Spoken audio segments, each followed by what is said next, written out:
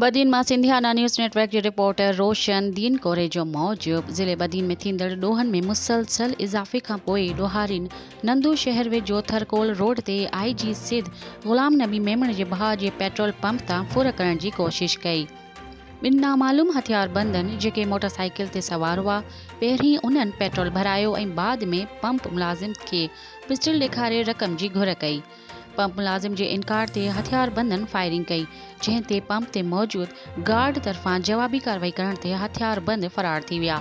वाक़े जी CCTV मंज़रिआम ते अची वई आहे, जॾहिं त वाक़े खां पोइ पुलिस नंदू शहर ऐं आसपास जे इलाइक़े खे कड़ो बि चाढ़ियो, पर ॾोहारी गिरफ़्तार न थी सघिया।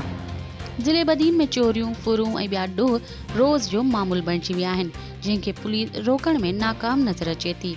पर IG सिंध जे भाउ जे पेट्रोल पंप तां फुर जी कोशिश बदीन पुलिस खे सिधो चैलेंज ॾियण बराबरि आहे।